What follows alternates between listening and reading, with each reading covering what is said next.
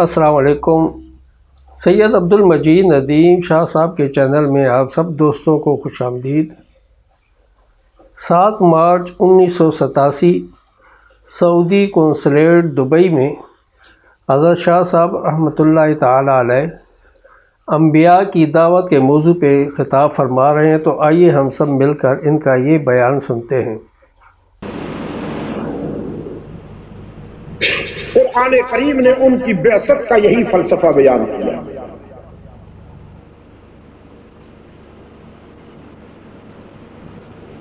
فرمایا وَلَقَدْ أَرْسَلْنَا نُوحًا إِلَىٰ قَوْمِهِ إِنِّي لَكُمْ نَذِيرٌ مُّبِينٌ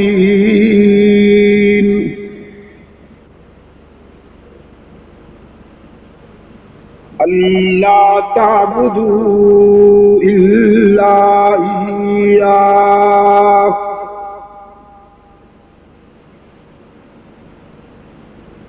ہم نے نوح کو ان کی قوم کی طرف اپنا نمائندہ بنا کر بھیجا۔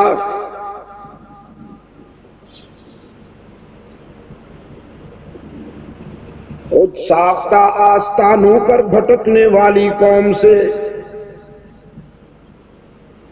حضرت نوح علیہ السلام نے خطاب کرتے ہوئے فرمایا انی لکم نذیر مبین،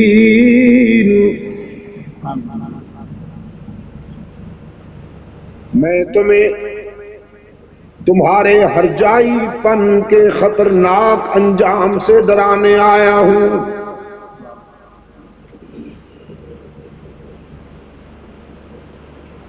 نوح علیہ السلام کی قوم نے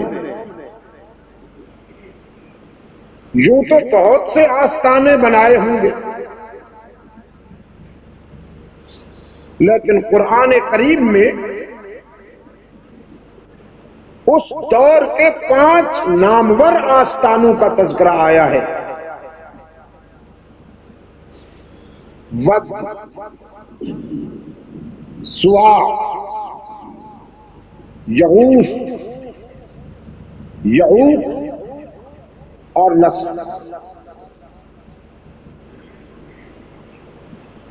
علماء جانتے ہیں کہ یہ 5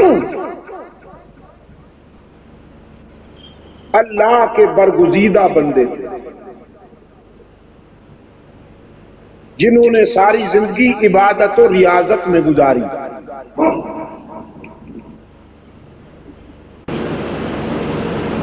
لیکن جب وہ انتقال کر گئے، عالم جاودانی کو چل بسے، تو ان کے چاہنے والوں نے جو ان کی شخصیت سے متاثر تھے، انہیں بہت باخدا سمجھتے تھے، ان کی عبادت و ریاضت کو بنظر استحسان دیکھتے تھے۔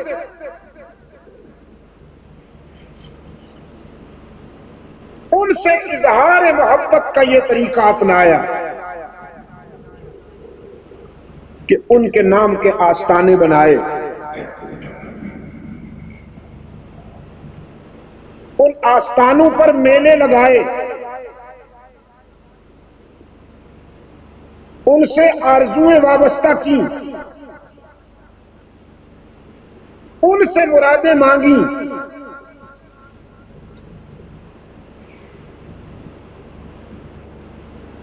انسانی آرزو اور تمناؤں کا جو سلسلہ خالق کائنات سے وابستہ ہے، انہوں نے اللہ کے برگزیدہ بندوں کے ساتھ وابستہ کیا۔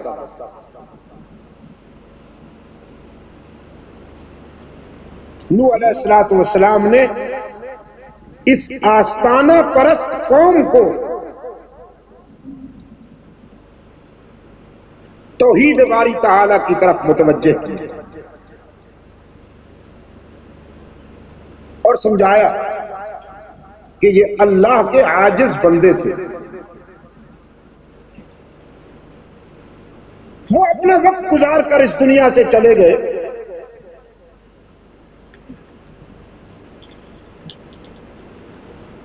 اب تم ان کی قبروں کو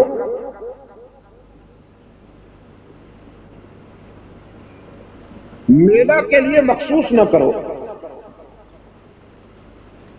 ان پر سر نہ جھکاؤ، ان سے امیدیں وابستہ نہ کرو، ان سے مرادیں نہ مانگو۔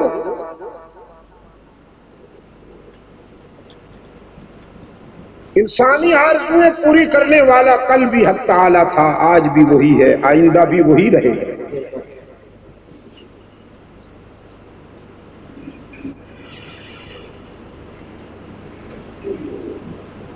آپ دیکھتے ہیں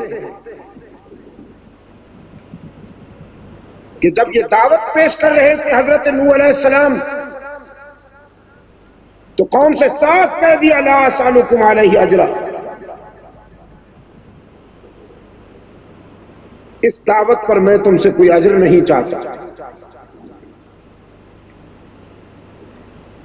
نذرانے نہیں مانگتا تم سے،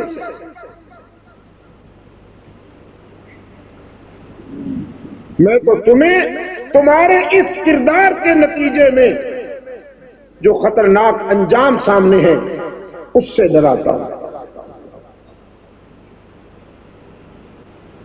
لہذا باخبر ہو جاؤ۔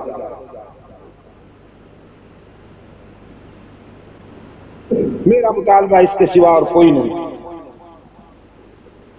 کہ اللہ تعبدوا الا اياه، عبادت میں اللہ کے سوا کسی کو شریک نہ بناؤ، سر جھکاؤ تو اسی کے آگے، دامن پھیلاؤ تو اسی کے آگے، اشک بہاؤ تو اسی کے آگے، تمنائیں اور آرزوؤں کا اظہار کرو تو اسی کے آگے، وہی تمہیں نفع پہنچانے والا ہے، وہی تمہیں نقصان سے بچانے والا ہے، وہی تمہاری مرادیں پوری کرنے والا ہے، وہی تمہاری طلب کا دامن بھرنے والا ہے، اس کے سوا کوئی معبود نہیں، اس کے سوا کوئی مسجود نہیں، اس کے سوا کوئی ہر جگہ موجود نہیں، اس کے سوا کوئی کارساز نہیں، اس کے سوا کوئی حاجت روا نہیں، مخلوق سب عاجز ہے اور سوالی، وہ قادر مطلق ہے اور داتا۔ نوح علیہ السلام کی کم و بیش 1000 سالہ دعوت و تبلیغ کا خلاصہ صرف اس ایک جملے میں ہے،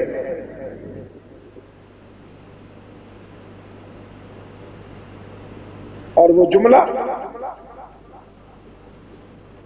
لا تعبدوا الا ایاہ،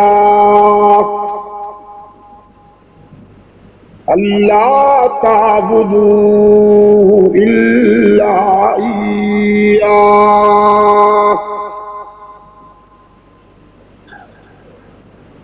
کئی 100 سالہ طویل تاریخ میں پھیلی ہوئی تبلیغی زندگی کی ساری تفصیلات کی روح آ گئی ہے اسی ایک جملے میں۔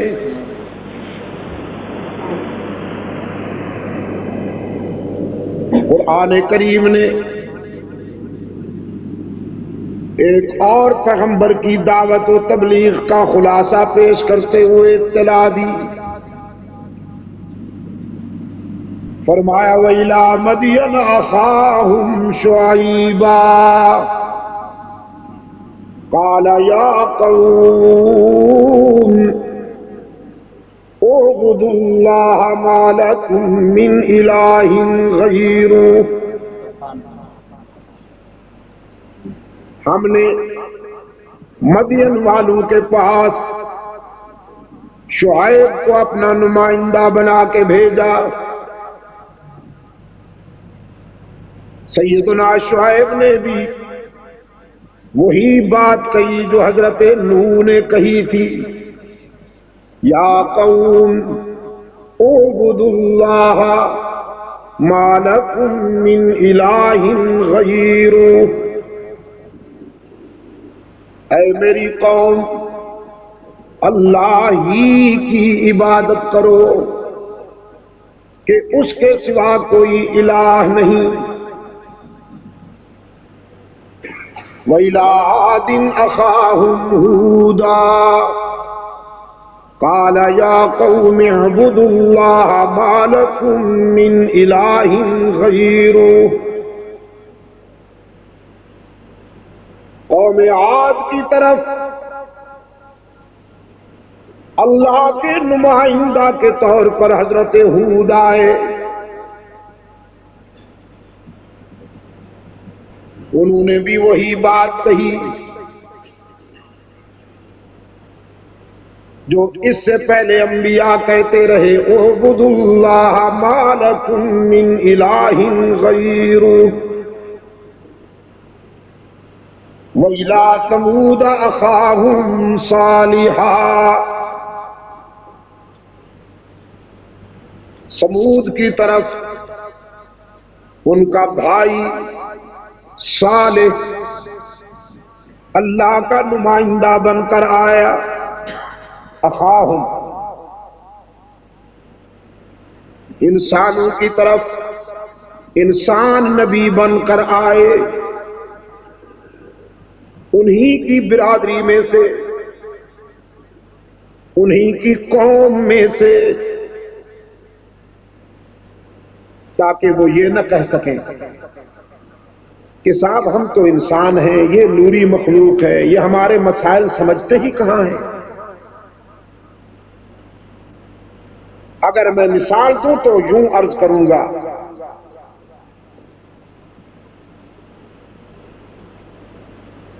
کہ بلوچوں کے پاس بلوچ ہی مبلغ بن کر آیا، پٹھانوں کے پاس پٹھان مبلغ بن کر آیا، پنجابیوں کے پاس پنجابی مبلغ بن کر آیا، سندھیوں کے پاس سندھی مبلغ بن کر آیا، افریقیوں کے پاس افریقی مبلغ بن کر آیا، ہندیوں کے پاس ہندی مبلغ بن کر آیا، عربیوں کے پاس عربی مبلغ بن کر آیا۔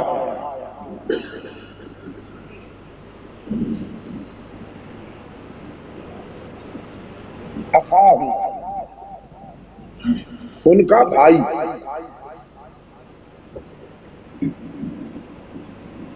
تو قرآن کے لب و لہجے سے آپ نے یہ اندازہ کر لیا کہ نبیوں کو قوموں کا بھائی قرآن کریم نے قرار دیا۔ یہ اصطلاح سب سے پہلے قرآن کریم نے استعمال کی کہ انبیاء علیہ السلام جو ہوتے ہیں وہ قوموں کے بھائی ہی ہوتے ہیں، کوئی غیر نہیں ہوتا۔ اور میں اسے آثار قیامت کہتا ہوں کہ عصر حاضر کے عجمی فنکار اسی اصطلاح کو بنیاد بنا کر ان لوگوں پر گستاخی کے، انبیاء کی گستاخی کے فتوے لگاتے ہیں جو قرآن کریم کی اسی اصطلاح کی اتباع کرتے ہیں۔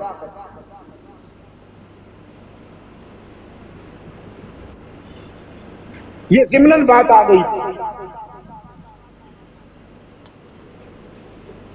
حضرت صالح علیہ السلام نے بھی وہی بات کہی، قال یا قوم اعبدوا اللہ ما لکم من الہ غیرہ۔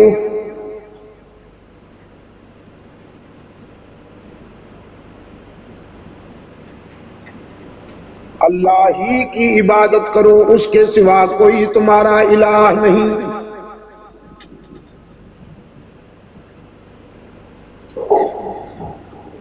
قرآن کریم میں ایک اور مقام پر اللہ نے اپنے آخری رسول کو دعوت فکر دیتے ہوئے فرمایا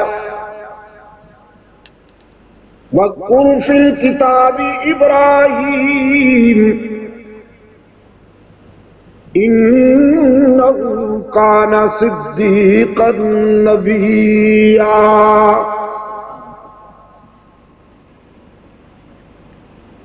إِذْ قَالَ لِأَبِيهِ يَا أَبَتِ لِمَ تَعْبُدُ مَا لَا يَسْمَعُ وَلَا يُبْصِرُ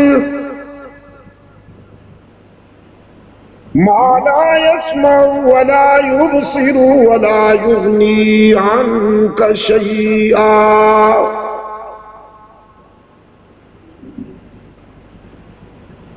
يا أبت لا تعبد الشيطان إن الشيطان كان للرحمن عصيا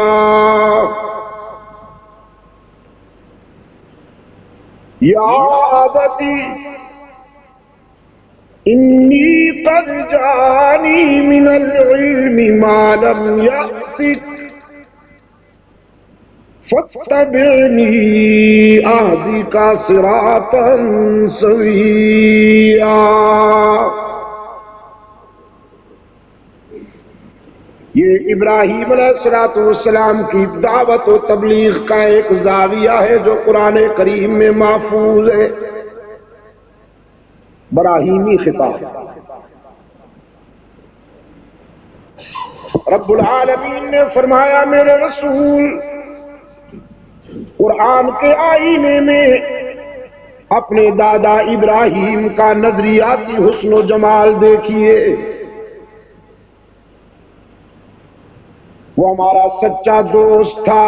انہو کان صدیقا نبیا.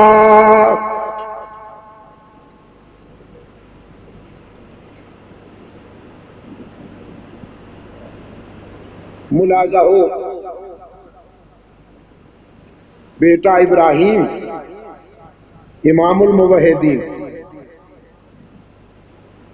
اور باپ آزر اپنے دور کا اپنے زمانے کا بہت بڑا مجاور. جزاک اللہ. بت پرست بھی بت گر بھی.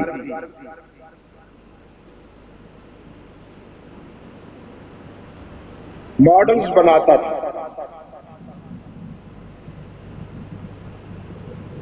ماڈلز اللہ کے برگزیدہ بندوں کے مختلف سائز کے بڑے چھوٹے طویل پست. اور ابراہیم علیہ السلام نے دعوت و تبلیغ کی ابتدا سب سے پہلے اپنے گھر سے.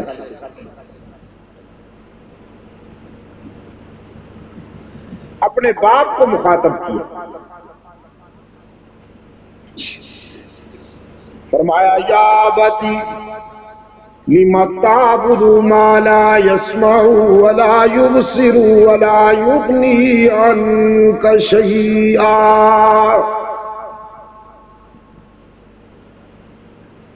باپ کیا ہو گیا تمہیں ان کے سامنے سر جھکاتے ہو جو تمہارے سوال کا جواب بھی نہیں دے سکتے, تمہاری کوئی بات سن بھی نہیں سکتے, تمہاری بدحالی کو دیکھ بھی نہیں سکتے, اپنے ہاتھوں سے آستانے بناتے ہو, پھر اپنے ہاتھوں سے ان پر چادریں چڑھاتے ہو, جھنڈیاں لہراتے ہو. وہ تو اتنی بھی قوت نہیں رکھتے کہ اپنے اوپر سے مکھی اٹھا دیں.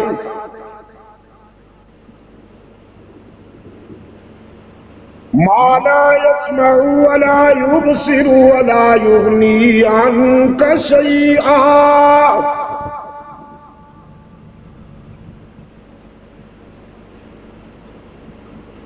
اگر اہل نظر اجازت دیں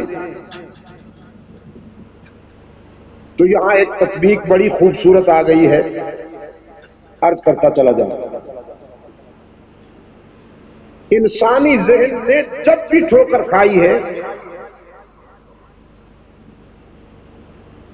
جیسا کہ میں پہلے عرض کر چکا ہوں، اللہ کے برگزیدہ بندوں سے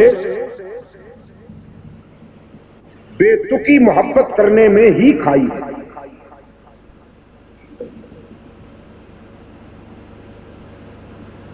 اس سے پہلے میں متعدد مقامات پر یہ بات آپ سے عرض کر چکا ہوں کہ اسلام نے انسانی جذبات کو وحی کی نگرانی میں محفوظ کیا. وحی کی صداقتیں حفاظت کرتی ہیں مسلمانوں کے جذبات کی، جذبات محبت بھی اور جذبات عداوت بھی. خدا کا خواستہ کسی سے آپ کو اختلاف ہو جائے تو اس میں بھی اسلام آپ کو اعتدال کا راستہ دکھاتا ہے، اور اگر کسی سے آپ محبت کرتے ہیں تو اس میں بھی اسلام اعتدال کا راستہ دکھاتا ہے. لیکن اگر اسلام کی اس رہنمائی کو رہنما اصول کے طور پر اپنانے کے بجائے اگر کوئی اپنے جذبات کے اتباع میں محبت کرے گا تو اس کا انجام وہی ہوگا جو یہودیوں کا ہوا اور نصرانیوں کا ہوا. ابراہیم علیہ السلام کو جس قوم سے واسطہ پڑا، انہوں نے دیکھا کہ خود ساختہ آستانوں پر جا کے یہ کھڑے ہوتے ہیں اور ان کے سامنے اپنی مرادیں پیش کرتے ہیں، اپنی بدحالی پیش کرتے ہیں. نفسیاتی طور پر انہوں نے یہ سمجھ لیا تھا کہ یہ ہماری بات سن بھی رہے ہیں اور پھر ہماری دستگیری کے اور مشکل کشائی کرنے کی پوزیشن میں بھی ہے. ابراہیم علیہ السلام کی دعوت میں اسی سوچ کی نفی کی گئی ہے کہ یہ نہ تمہاری بات سن سکتے ہیں، نہ جواب دے سکتے ہیں اور نہ تمہاری مدد کر سکتے ہیں. آج بھی اللہ کے برگزیدہ بندوں کی قبروں پر جو لوگ جاتے ہیں اور یہ سمجھتے ہیں کہ یہ ہماری بات سن بھی رہے ہیں، سمجھ بھی رہے ہیں، اور ہم جو کچھ ان سے مانگ رہے ہیں وہ بات پوری کرنے کی پوزیشن میں بھی ہیں، دستگیر بھی ہیں ہمارے،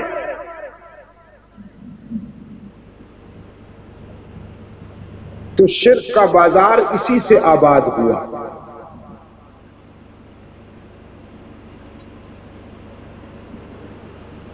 اس دنیا سے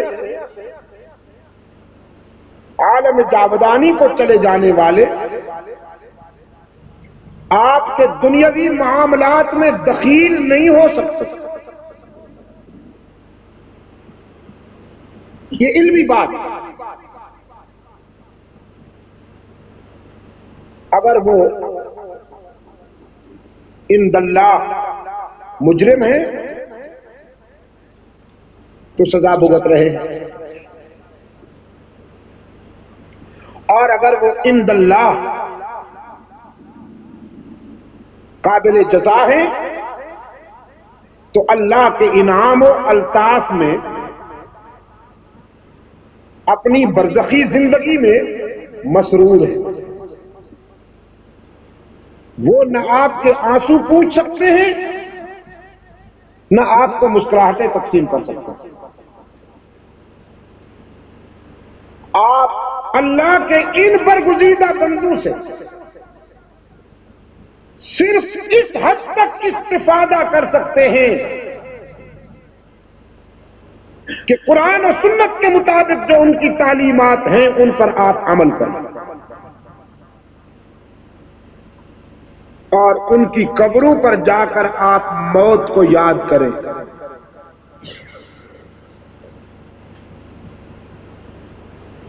تلک امۃ قد خلت لها ما کسبت ولکم ما کسبتم ولا تسألون عما كانوا يعملون.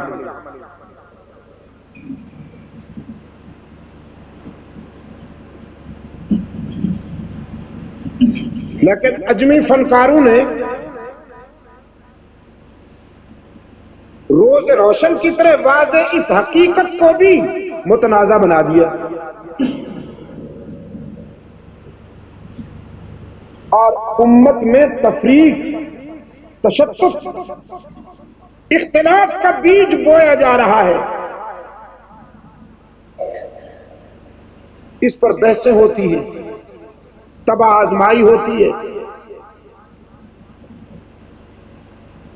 دلائل کا تبادلہ ہوتا ہے. کچھ لوگوں نے اپنا مقصد حیات بنا لیا ہے یہ کہ وہ یہ ثابت کریں کہ قبروں میں سونے والے زندوں سے باخبر نہیں ہیں، زندوں سے بے خبر نہیں ہیں.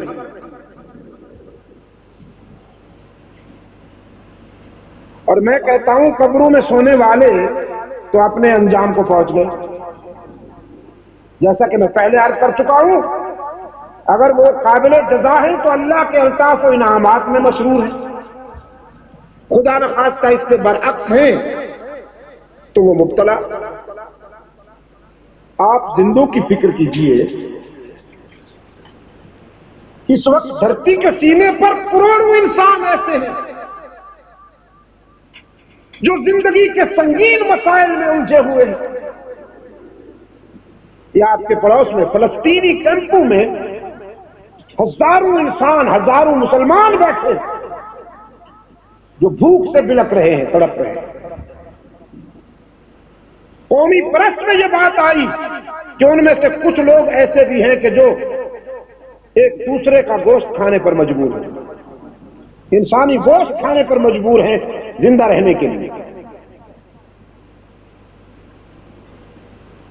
قبروں میں سونے والوں کو دنیاوی زندگی میں دخیل ثابت کرنے کے بجائے اگر آپ زندہ انسانوں کے ساتھ ہمدردی، ایثار اور دینی اخوت کا مظاہرہ کریں تو میرا خیال ہے کہ یہ اس سے کہیں بہتر ہے.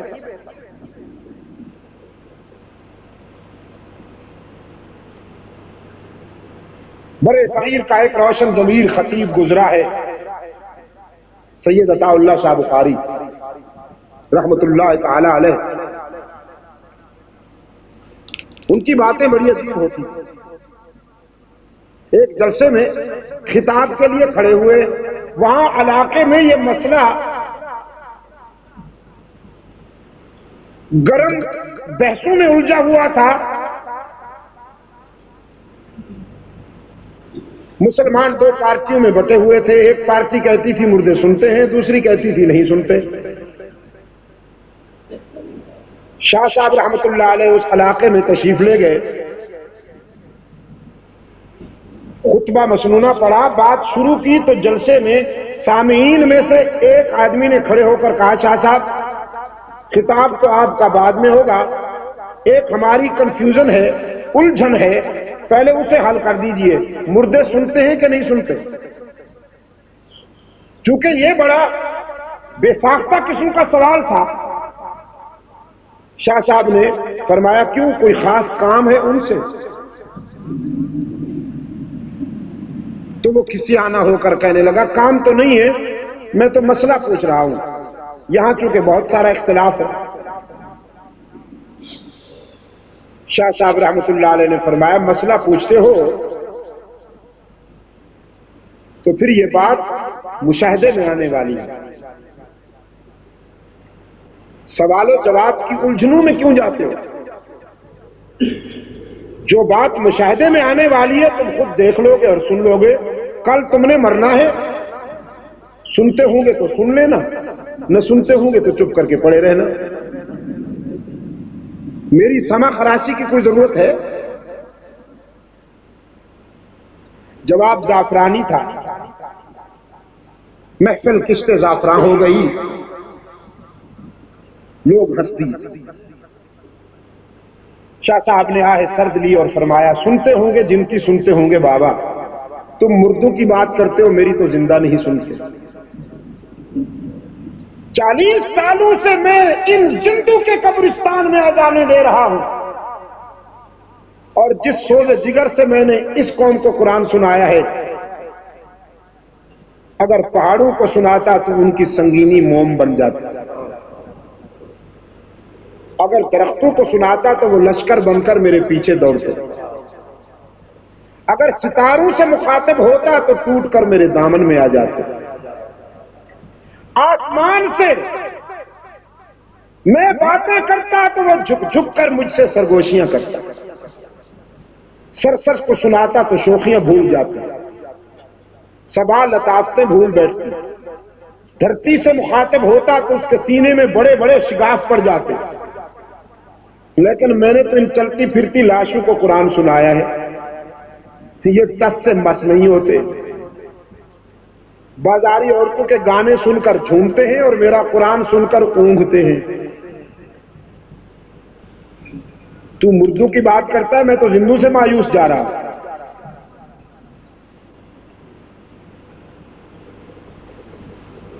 کتنی پیاری بات کہہ گئے وہ کہ میاں سننا اور سنوانا اللہ کے اختیار میں. کون اس کا انکار کر سکتا ہے کہ وہ چاہے تو مردے کو بھی سنا دے؟ کون اس کا انکار کر سکتا ہے؟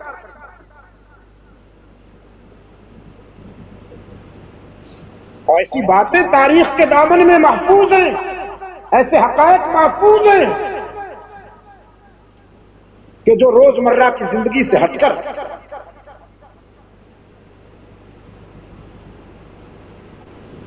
اپنی انفرادی حیثیت میں سامنے آئے. لیکن بات تو ہو رہی ہے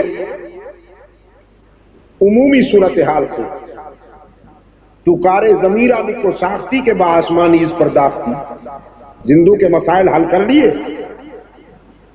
کہ قبر میں سونے والوں کے سننے یا نہ سننے پر بحثیں کی جا رہی ہیں. میں اسے بھی آثار قیامت میں سے سمجھتا ہوں. حالانکہ یہ خالصتاً علمی گفتگو ہے، اس کا تعلق لائبریریوں سے. عام پبلک کو ان بحثوں میں مبتلا کرنا میرے نزدیک بڑی سنگ دلی ہے. لیکن میں گزارش یہ کر رہا تھا کہ انسانی فکر نے یہی چوٹ کھائی کہ یہ قبروں والے ہماری سنتے بھی ہیں، ہماری مرادیں پوری بھی کرتے ہیں اور ہماری دستگیری بھی کرتے ہیں. آپ اگر یہ کہہ دیں گے کسی سے کہ صاحب قبر تمہاری بات سن رہا ہے، تمہاری حالت کو دیکھ رہا ہے، اور جو کچھ تم کہو گے وہ اللہ تک پہنچا دے گا، آپ قبرستانوں میں میلے نہیں روک سکتے. لوگ مسجدوں میں نہیں جائیں گے، قبروں پر ہی جائیں گے. کہ جب اللہ کا بندہ، یہ اللہ کا پیارا بندہ ہماری بات سنتا بھی ہے، سمجھتا بھی ہے، اللہ تک پہنچاتا بھی ہے، تو پھر ہم اسی سے کیوں نہ رابطہ قائم کریں؟ وہ جائیں گے رابطہ قائم کرنے کے لیے اور جیب کٹ جائے گی، اس لیے کہ وہاں مجاور بیٹھے ہوئے ہیں. اللہ کا پیارا بندہ تو ہے جنت میں، قبرستان میں کون بیٹھا ہے؟ مجاور.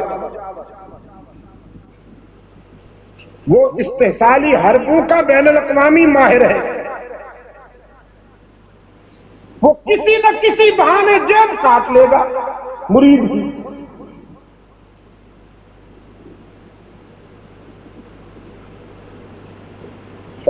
لم تعبد ما لا يسمع ولا يبصر ولا يغني عنك شيئا. اے باپ،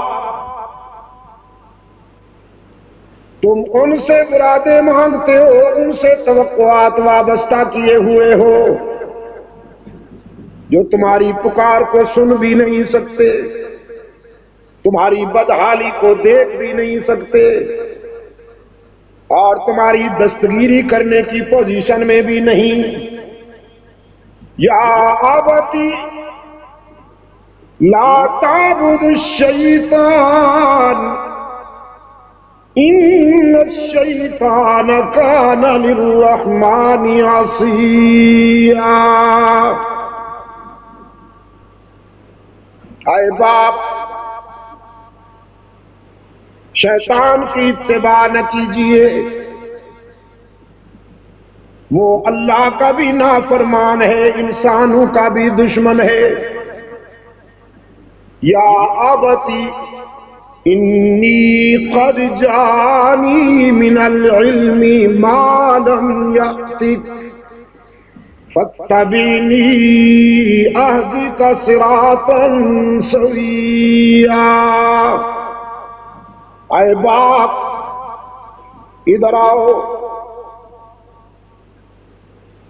میں تمہارے فکری اندھیروں کو وحی کے اجالوں سے بدل دوں. تم ہر جائی بنے ہوئے ہو، میں تمہیں یکجائی بنا دوں. تم آستانہ پرست بنے ہوئے ہو، میں تمہیں خدا پرست بنا دوں. ادھر آ مجاور، میں تجھے مجاہد بنا دوں. آئیے ادھر، حلوائی بن گئے ہو، میں تمہیں شہدائی بنا دوں. اہدی کا صراطا سویا، راہ راست پر لگا دوں، سیدھے راستے پر لگا دوں. اور یہ جو صراط سوی ہے یا صراط مستقیم ہے، یہ بھی در حقیقت عقیدہ توحید ہی ہے. یہ جو آپ سورہ فاتحہ میں دعا کرتے ہیں اہدنا الصراط المستقیم، تو یہ صراط مستقیم یہی ہے. سورہ یاسین میں ارشاد ہوا، حق تعالی فرمائیں گے آج تقسیم ہو جائے، مجاور ایک طرف ہو جائیں، مجاہد ایک طرف، مشرک ایک طرف ہو جائیں، موحد ایک طرف، ہر جائی ایک طرف ہو جائیں، یکجائی ایک طرف، نمک حرام ایک طرف ہو جائیں، نمک حلال ایک طرف، غدار ایک طرف، وفادار ایک طرف. وامتازوا اليوم أيها المجرمون ألم أعهد إليكم يا بني آدم ألا تعبدوا الشيطان إنه لكم عدو مبين وأن اعبدوني هذا صراط مستقیم. حق تعالیٰ فرمائیں گے، اے اولاد آدم، کیا میں نے تم سے عہد نہیں لیا تھا، وعدہ نہیں لے لیا تھا کہ شیطان کی اطاعت نہیں کرنی، شیطان کے راستے پر نہیں چلنا، وہ تمہارا کھلا ہوا دشمن ہے. وَانِعْبُدُونِي، بلکہ میری ہی عبادت کرنا، میرا ہی سجدہ کرنا، میرا ہی رکوع کرنا، میرے لیے ہی قیام کرنا، میرے گھر کا ہی طواف کرنا، مجھے ہی ہر جگہ موجود ماننا، ھذا صراط مستقیم، یہی صراط مستقیم ہے. وہ توحید صراط مستقیم ہے اور شرک سبل متفرقہ. ان ھذا صراطی مستقیما فاتبعوہ، وَأَنَّ هَذَا صِرَاطِي مُسْتَقِيمًا فَاتَّبِعُوهُ وَلَا تَتَّبِعُوا السُّبُلَ فَتَفَرَّقَ بِكُمْ عَن سَبِيلِهِ. یقیناً یہی سیدھا راستہ ہے. کیا؟ توحید. وَأَنَّ هَذَا صِرَاطِي مُسْتَقِيمًا، یقیناً توحید ہی صراط مستقیم ہے، بس اس کی ہی اتباع کرو، ادھر ادھر نہ بھٹکو ورنہ مارے جاؤ گے. تو توحید صراط مستقیم اور شرک سبل متفرقہ. ابراہیم علیہ السلام نے دعوت دی اپنے باپ کو، فَاتَّبِعْنِی أَهْدِکَ صِرَاطًا سَوِیًّا. لیکن مجاور بات، اتنی بڑی آمدنی کو کیسے چھوڑ دیتا؟ بہت بڑا گدی نشین تھا، بہت بڑا مجاور تھا. دھمکی دی حضرت ابراہیم علیہ السلام کو، کہا ہمارے بزرگوں کی توہین سے باز آ جائیے، ہمارے بزرگوں کی توہین سے باز آ جائیے، ورنہ تیری جان چلی جائے گی، سزائے موت دی جا سکتی ہے تجھے. ابراہیم علیہ السلام دعوت و تبلیغ کی مسند پر کیسے عجیب موڑ پر کھڑے ہیں، جذبات کے دوراہے پر. ایک طرف فطری محبت، دوسری طرف اللہ سے تعلق. باپ کہتا ہے میرے لیے اللہ کو چھوڑ دیجئے، اور رب العالمین سے وفا کا تقاضا ہے کہ سب کو چھوڑ دیجئے رب کے لیے. رب کے لیے سب کو چھوڑ دیجئے. توحید تو یہ ہے کہ خدا حشر میں کہہ دے یہ بندہ دو عالم سے خفا میرے لیے ہے. اللہ کو چاہنا، موحد بننا مذاق نہیں ہے دوستو، بہت قربانیاں مانگتا ہے یہ تعلق. رشتے ٹوٹتے ہیں، دوستیاں چھوٹتی ہیں، نشانہ بننا پڑتا ہے، الزامات لگتے ہیں، گالیاں پڑتی ہیں، پتھر آتے ہیں، کانٹے بچتے ہیں، جسم لہو لہان ہوتا ہے. لیکن ابراہیم علیہ السلام نے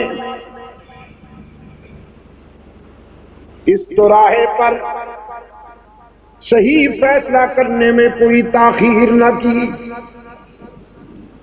رب کے لیے سب کو چھوڑ دیا. اور میں کہا کرتا ہوں ملت ابراہیمی کے ہر فرد کے لیے ابراہیم علیہ السلام کا کردار نمونہ ہے. جب بیٹے تھے تو اللہ کی رضا پر باپ کو قربان کر دیا، جب باپ بنے تو اللہ کی مرضی پر بیٹے کو قربان کر دیا۔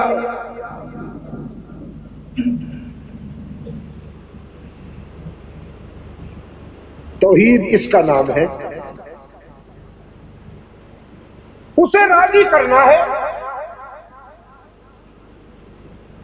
بس وہی ہوگا جو وہ چاہے گا۔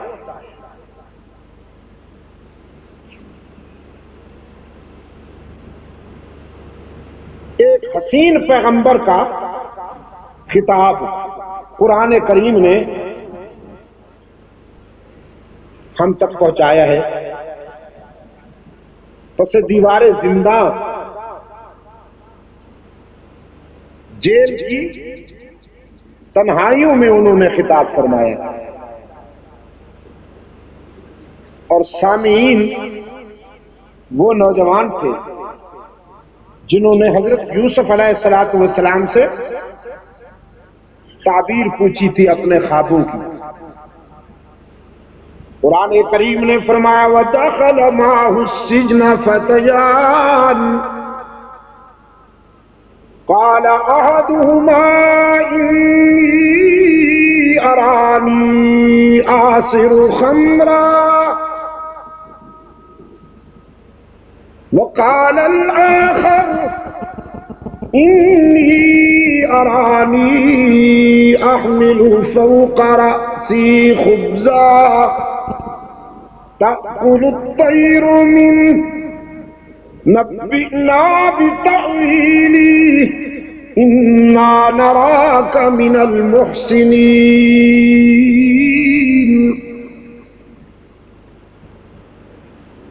ایک نے خواب عرض کیا، میں دیکھتا ہوں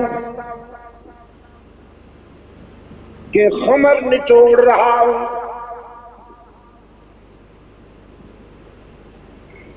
دوسرے نے کہا میں دیکھتا ہوں سر پہ روٹیاں اٹھا کے جا رہا ہوں، پرندے کھا رہے ہیں۔ نبئنا بتأویلہ، اے روشن چہرے والے ہمیں ان خوابوں کی تعبیر بتائیے۔ الطیر من نبئنا بتأویلہ انا نراک من المحسنین۔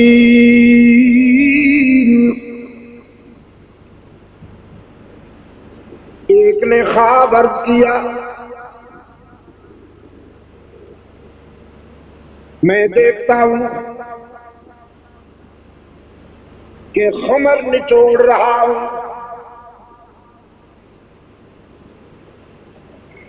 دوسرے نے کہا میں دیکھتا ہوں سر پہ روٹیاں اٹھا کے جا رہا ہوں، پرندے کھا رہے ہیں۔ نبئنا بتأویلہ، اے روشن چہرے والے ہمیں ان خوابوں کی تعبیر بتائیے کہ ہمیں آپ کے چہرے سے احسان کی روشنی نظر آتی ہے۔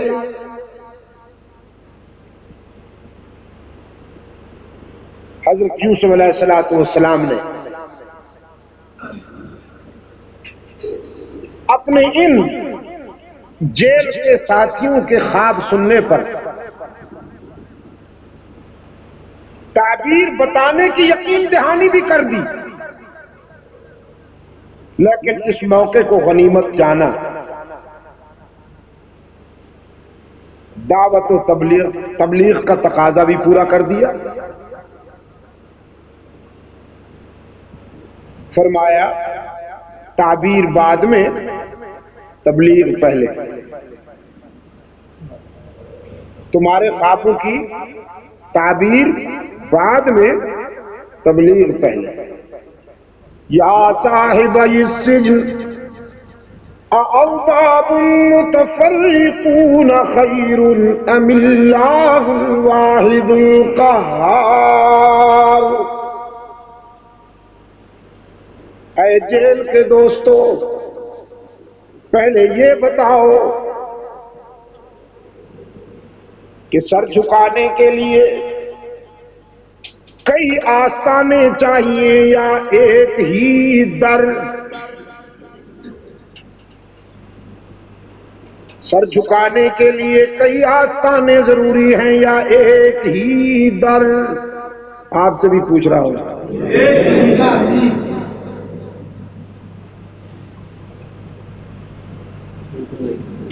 انسانی جبین کن کن مقامات پر جھکنی چاہیے؟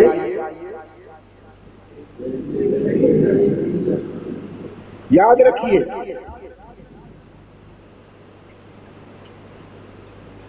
سر کٹوانے کے لیے بہت سے مقامات ہیں، لیکن سر جھکانے کے لیے ایک ہی در.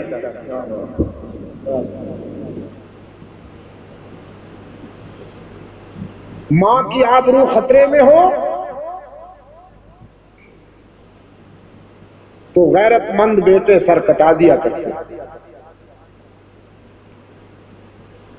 بیٹی کی عفت خطرے میں ہو تو غیرت مند باپ سر کٹا دیا کرتے.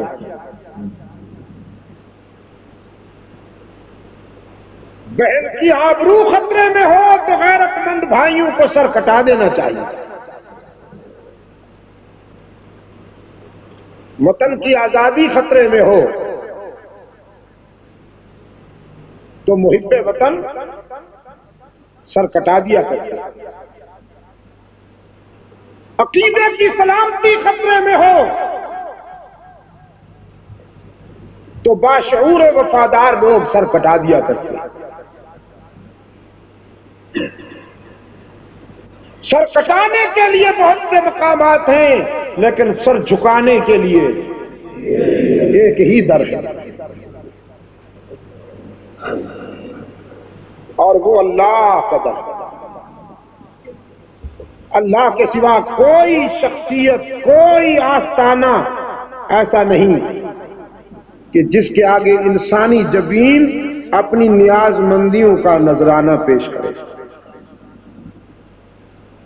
یار لوگوں نے اسے ادب کا نام دیا ہے کہ اللہ والوں کے سامنے جھکنا ادب ہے،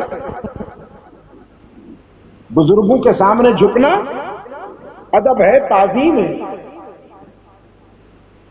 اور میں کہا کرتا ہوں یہ تعظیم نہیں، تقسیم ہے. اللہ کے حق میں تقسیم ہے.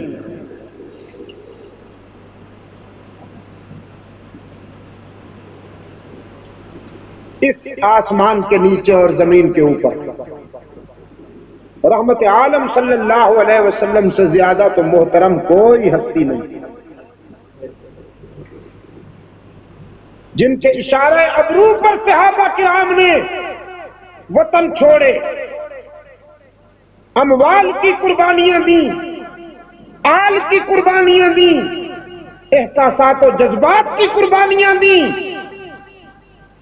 انہی صحابہ کرام نے جب اللہ کے رسول صلی اللہ علیہ وسلم سے پوچھا کہ ہم دیکھتے ہیں لوگ اپنے مخدوم کے سامنے تعظیماً سر جھکاتے ہیں،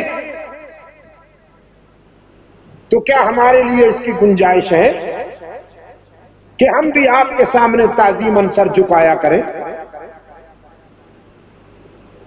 اللہ کے رسول صلی اللہ علیہ وسلم نے فرمایا، میری شریعت میں اگر اللہ کے سوا انسان کسی ہستی کے آگے سرنگوں ہو سکتا تو میں عورتوں کو اجازت دیتا کہ وہ اپنے خامند کا تعظیماً سجدہ کیا کرے.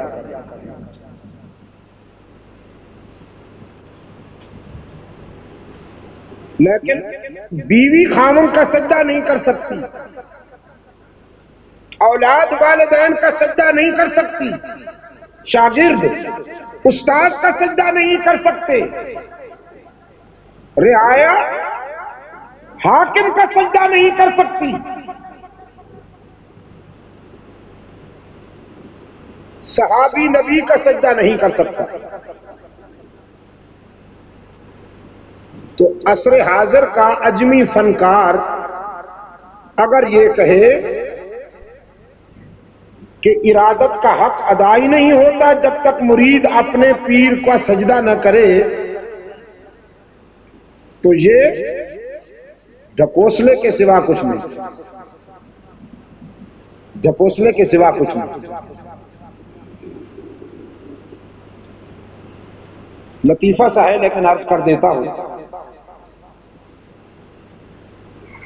اسی طرح کی ایک شخصیت سے چند لمحوں کا سفر مجھے کرنا پڑا۔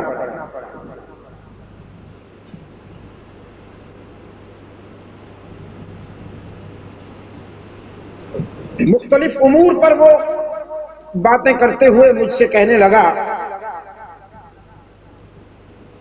آپ اللہ والوں کی قبروں پر جاتے ہیں کہ نہیں؟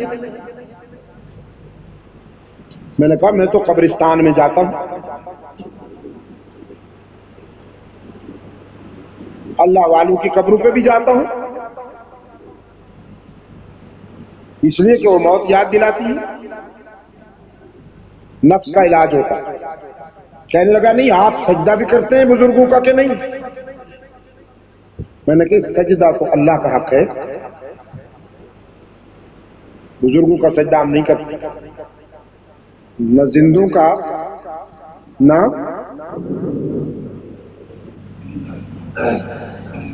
کہنے لگا نہیں عبادت والا سجدہ تو اللہ کا ہے لیکن تعظیم والا سجدہ تو بزرگوں کا ہے۔ اب اس پر میں نے اس کو دلائل دیے، چاہا کہ مطمئن ہو جائے، لیکن ان میں سے کہ اکثر وہی ہوتے ہیں جن کے لیے قرآن کریم نے ختم اللہ علی قلوبہم کہا۔ سچی بات بہت کم اترتی ہے ان کے دل میں۔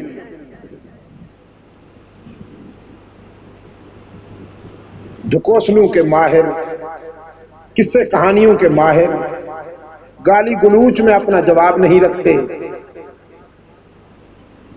بہت سمجھایا، جب نہ سمجھا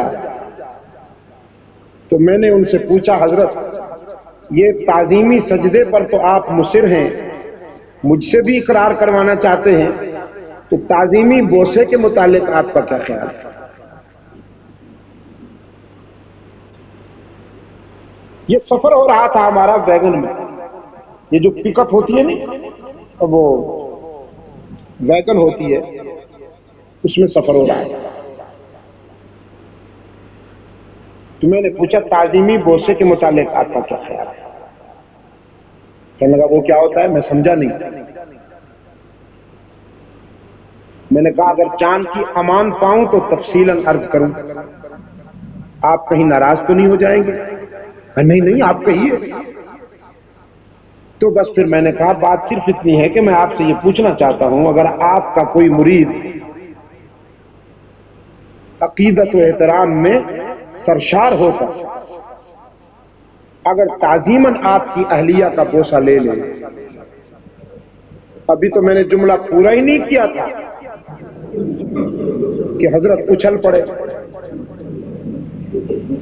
سرخ ہو اور اچھلے یوں کہ سر ویگن کی چھت سے ٹکرا کر جو باڈی ان بیلنسڈ ہوئی، پھر سیٹ پہ پڑا، پھر اچھلا کہ تم مجھے گالیاں دیتے ہو۔ میں نے کہا میں گالی تو نہیں دے رہا، میں تو آپ ہی کے لہجے میں سوال کر رہا ہوں۔ ڈرائیور نے زور سے بریک لگا، گاڑی کو سائڈ پہ کرتے ہوئے پوچھا کیا ہو گیا ہے؟ وہ جو دوسرے پیسنجر بیٹھے تھے انہوں نے کہا جی اسلام لڑ پڑا ہے، باقی تو سب خیریت ہے۔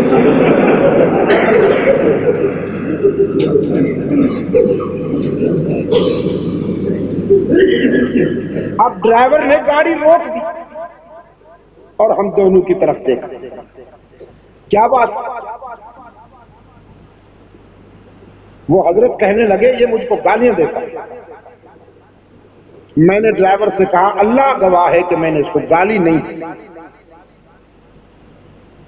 اب وہ غصے میں بے قابو توازن کھوئے ہوئے کہتا چلا جا رہا ہے، کہتا چلا جا رہا ہے، اس نے مجھے گالی دی ہے۔ ڈرائیور نے کہا بات کیا ہے؟ میں نے کہا میں اگر بتاؤں تو پھر یہ اور زیادہ مشتعل ہو جائے گا، آپ اگر اس کو قابو کریں تو میں ساری بات بتاتا ہوں۔ یونیورسٹی میں پڑھنے والے دو نوجوان پچھلی سیٹ پہ بیٹھے تھے پنجاب یونیورسٹی میں، انہوں نے آگے بڑھ کر بگڑے ہوئے حضرت صاحب کو قابو کیا۔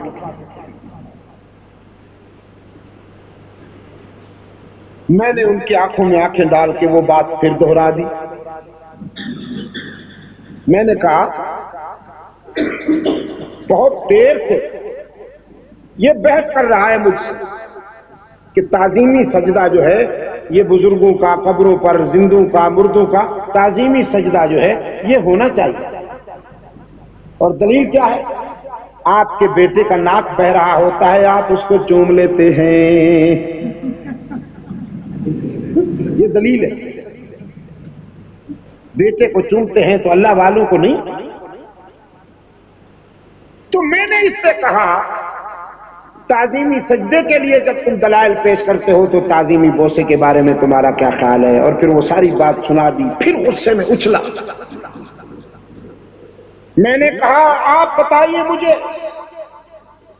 اس کی اتنی سی غیرت برداشت نہیں کرتی کہ اس کا کوئی چاہنے والا مرید عقیدت اور احترام کے عنوان سے، ارادت کے عنوان سے، محبت کے عنوان سے اس کی اہلیہ کا بوسہ لے کر، تعظیمی بوسہ لے کر اس کے حق کے ازدواجیت میں شریک ہو جائے، اس کی غیرت برداشت نہیں کرتی تو رب العالمین کی غیرت کیسے برداشت کرے گی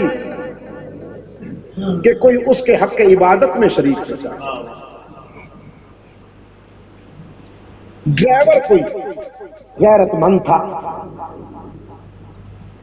اس نے کرائے کے پیسے نکال کر بگڑی ہوئی سرکار کو دیے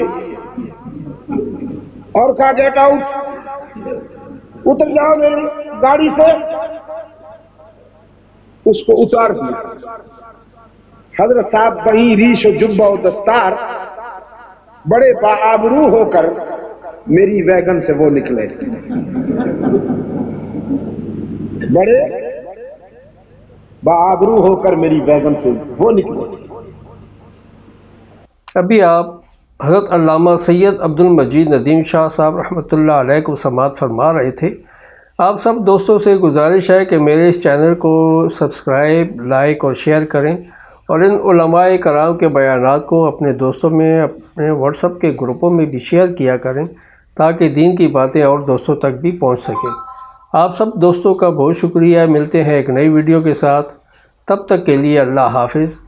پاکستان پائندہ باد۔